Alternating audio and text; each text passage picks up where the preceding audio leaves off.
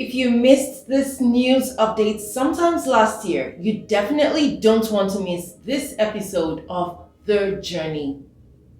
Alan, a New Brunswick designer originally from Nigeria, uses fashion to bring about change back home and here in the Maritimes. CTV's Laura Lyle on the inspiring fashion fundraiser that's coming up this weekend. This is one of my favorites. Fashion designer Christine Iroku flips through a catalog of her bright, bold, and colorful creations. Articles of clothing all inspired by Africa. We come from a place where we lot of besides we come from the land of the sun, right? So it's always very bright and sunny. You want to share with the class, how did you spend your weekend? Her bright and sunny clothing often takes center stage in the classroom, where she teaches language instruction to newcomers at the YMCA of Greater St. John. And now her business and the Y have come together, all in the name of giving back. Everyone possesses the power to make an impact, to make a change. And we can do that through fashion. Well, what better way can we begin the new year with than with one that inspires you to live in your dream and impacting your immediate community?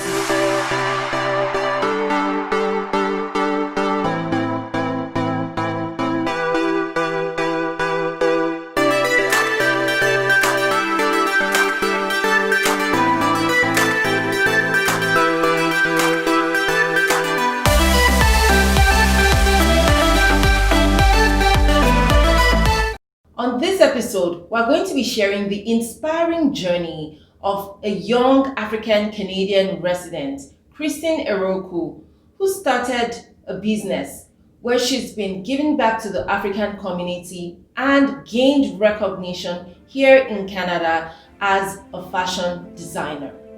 Christine Iroku is a Nigerian-born designer, entrepreneur, and educationist.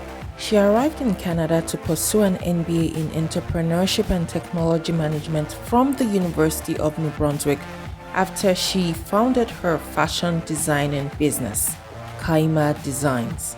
During the heat of the pandemic in 2020, she rose to the challenge of designing 3D face masks in different designs, including the brightly colored African patterns. I arrived after a 153-kilometer drive, which took me approximately an hour and 30 minutes. It was indeed refreshing as well as inspiring to meet young Kaima at the sewing machine already at work. The business was actually named after Kaima herself, so you can understand when I say it was refreshing. Kaima is a young designer and an entrepreneur herself who makes hairbands, face masks, and other fashion accessories using African prints. So, are you making one of those headbands or the ruffles? Yeah, I'm making scrunchies. Oh, okay.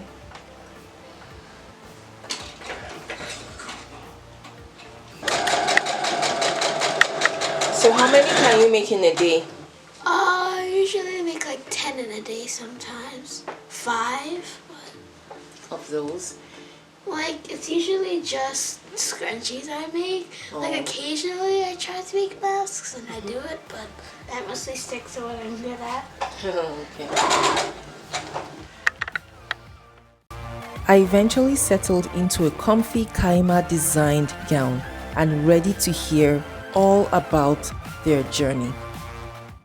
Okay, so to the question everyone wants to hear, how did this journey begin? Kaima Designs, when did it start? How did it begin? What inspired you? Why did you decide you wanted to go into fashion designing? Okay, so you just asked a series of questions, but and I just take it one at a time. So first and foremost, why did I get into fashion design? How? Let me start with the how. I had finished my JS3, the holiday between JS3 and SS1. So we're waiting to start high school, as in senior high, which is what we call it here. And I was just toying with this idea, like, okay, wow, what if I could design my own clothes? What if I could? Because I've always dressed up my dolls just like every other girl. But that holiday, sometimes when you have so much time on your hands, you become creative and you want to see what other things you can do with your time. So my best friend, I called her, like, okay, this is what I'm thinking. I want to explore designing clothes. Like, what? We've never done it. I was like, yeah, but all the doors have been, now let's move from doors to ourselves. And she was like, okay, sounds like fun. And so I recall very well. So we went to the market, we got to fabric. This fabric we call organza. So we got organza. Then organza was in fashion, was in vogue then. So we got organza, and we got this I can't remember the name of the fabric right now, but we got this fabric. I think it was like linen or I think it was like, no, it was like between gabardine and I think it was gabardine and linen, one of those two. But it was very beautiful, multicolored fabric. And so we took the fabric, and then we looked for a seamstress in our neighborhood. So we approached the seamstress. I'm like, okay, well, we have this design. We couldn't really draw, but we just had it up there. And we said, there's this design we want to create. Is this something you can do for us? So we described to her, just like, okay, with our pencils, we just like scribbled something. We showed her. She looked at it and was like, this is not going to fly. And I was like, why not? She said, this design, I've not seen it. I was like, you've not seen it doesn't mean you can do it. Here's the deal. We pay you, you create it for us. Deal? Sure, as long as you're paying. All right, and that's how we got the deal. And so she made the clothes for us. So we both had one for each of us. And then when the seamstress saw the clothes, she was amazed at how it turned out. And so she was like, wow, I'm glad I worked on this for you girls, right? And so we're happy with them, we went away.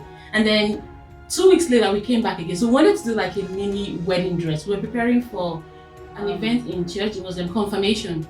So, and usually we wear white, but we didn't want to wear out of. Now that we know we're designers, we just didn't want to wear regular skirt and blouse, right? We wanted to wear something unique. So we decided we're going to design. So, but because she was the one who was doing the confirmation, but I wasn't. But we decided to do the same. So she did a white version, so I did a blue. I still remember the cloth vividly. So this time we used organza and satin, right? And so we did. So this time when we went to the seamstress, no questions. Actually, like, what do you girls want? And so she had created that for us again, like. Wherever we wore those clothes, people were like, wow, how did you well, we designed them ourselves. So that was how I started with my friend. Then fast forward to we finished secondary school, and that we never went back to it again really, because shortly afterwards I got into school, were too busy with school, and then we went to the university. She went to uni, just I went to UI. And when we graduated, she was like, I think I want to take this seriously. And then she went to a fashion design school in Lagos. And I was like, yeah, I'm not ready for that right now. That's maybe someday if I find the calling of passion that I would go into. But for now, let me just go explore school. And then so I had gone to, I graduated, I finished, and then I went to do my master's. So fast forward to 2014, right? I came to UNB for an MBA, so it was like my second master's degree. So I wanted to do an MBA. That's Master's in Business Administration. So I graduated and then I started working. I noticed that whenever I wore my African print jackets to work, people loved them and they were like, where did you get that from? How do you, those questions are like, well, definitely not here. I got them from Nigeria, Africa, and I'm like, so when I started getting those questions very often, I decided, well, maybe this is speaking to me in some ways. What if I translate some of those things into an actual research and see where this leads me? So when next I go to school, so whenever they ask me the question, where did you get it? My question would be like, oh, from Africa. If you had something like this, would you wear it? So we're like, yeah, if I can afford it. I was like, so what if you could afford it and you have it here? Would you wear? Oh, sure, absolutely. So like, what exactly do you like about the clothes? Oh, I like the vibrant colors. They're nice, cotton, good to, and things like that. So I kind of like gathered the feedback from them. I put them together, and at that time I didn't do anything really with it, and then I just kept thinking, okay, I was going to do something with this someday. So one day I just like, you know what? I think I have enough information to start this thing. At least I don't have it from end to end, but I think I know enough to say I want to have a business. Mm.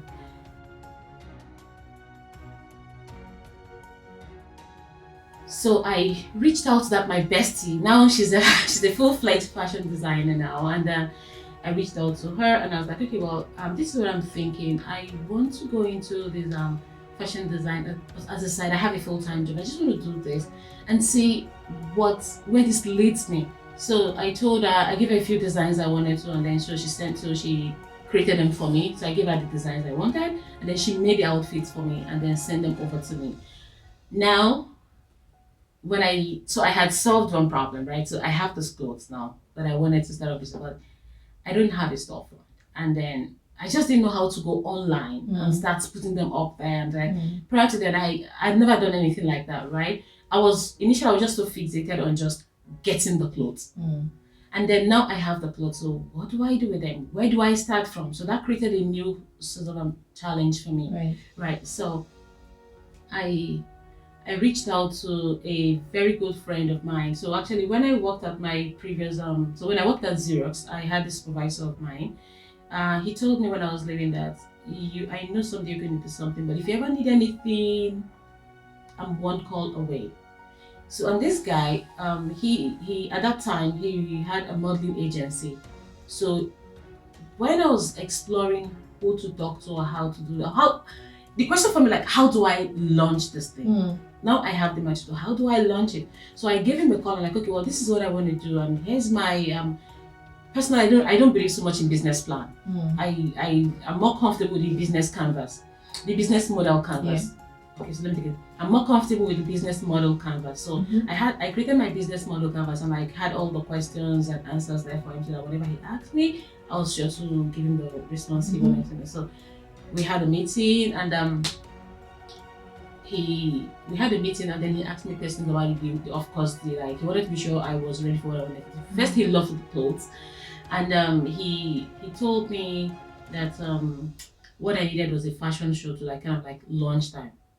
Fortunately, there was a fashion show coming up that's within 3 weeks of my meeting him, and the woman who was hosting the fashion show, Lorraine, happened to be a good friend of his, and so Norman introduced me to Lorraine, right? And then we had a photo shoot, and then I had a fashion show with Lorraine. It was my first outing. Was that the one in 2018? Because that was the one I attended. Okay, no, so that was at Duke Street. I think it was 35 Duke Street. That wasn't the one you attended. Okay. So that was the first time. So after that outing, I knew I needed to take this seriously. So first I had to go register my business and had every documentation I needed because I wanted to just make sure I had a legal business and I wanted to do things the right way because, well, of course, this is different from home and you wanted to do something, just do it well, right? And so I got that covered, and in 2018, I decided to host my own show. Wow.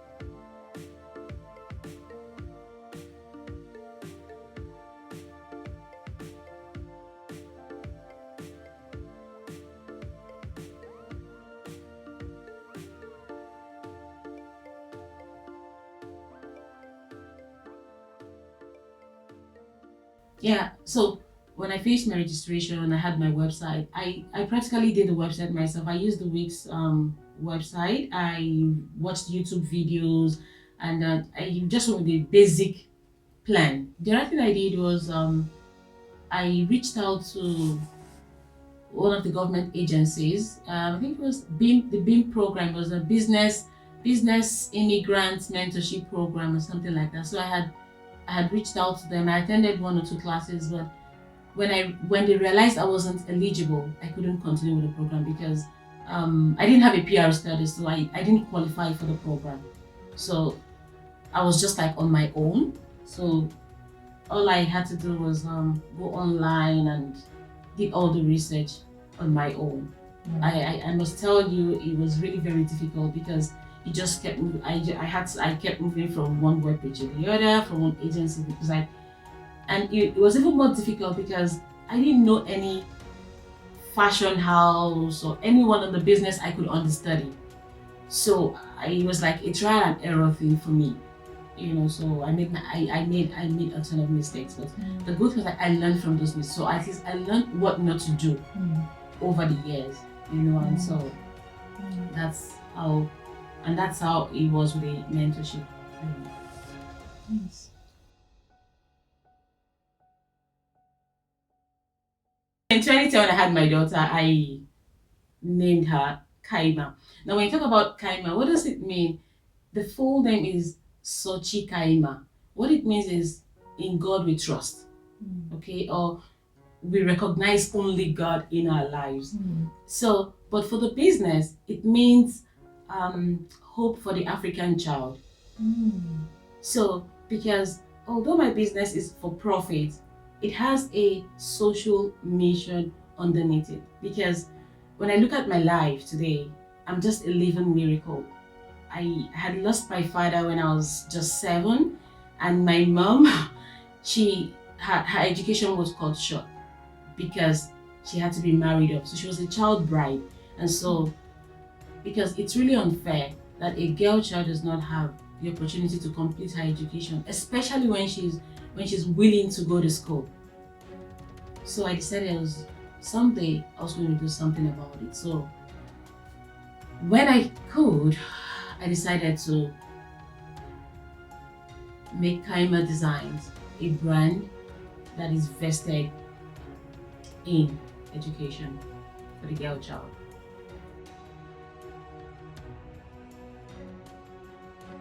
Okay, so like you rightly said, this is one of our Kaima Design pieces.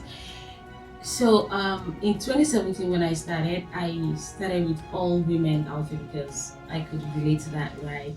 And then since then, every year I try to do things differently. So in 2018, I incorporated males outfits. So we have Kaima's men, and in 2019, I incorporated Kaima Kids for children, boys and girls. Because again, like I said, I just wanted to gradually get into the market to see what the people want, and then so instead of pushing, you want the market to pull what it is they want, right? Because nobody wants to have inventories, really. So for us, the goal is, so if you check our website, our mission and vision all ties into it. We want to produce clothes that are affordable and readily available. Okay, so and what we're trying to do at this time is get other seamstresses that we could work with, such that we could work out something that still falls into the price range that we are proud to, sell our items at. So we have two ordering processes. You can either order through the website, or you can order through our email or Kaima Designs Instagram handle, or even Facebook. All you have to do is just send a DM or Facebook message, and when we receive it, the order will be processed and then shipped to you within the timelines that we have already. For more details on how to reach Kaima Designs, there are details at the bottom of the screen and in the comment section as well. If you're wondering how you could start a business, how you could get registered, how you could get information on business planning, how you could get support, mentorship here in New Brunswick, feel free to put your questions in the comment section below, and I'll be happy to reach out to you with appropriate direction. Thank you once again for watching this episode and staying to the end of the video. Remember to subscribe so that you get notified on next updates or videos.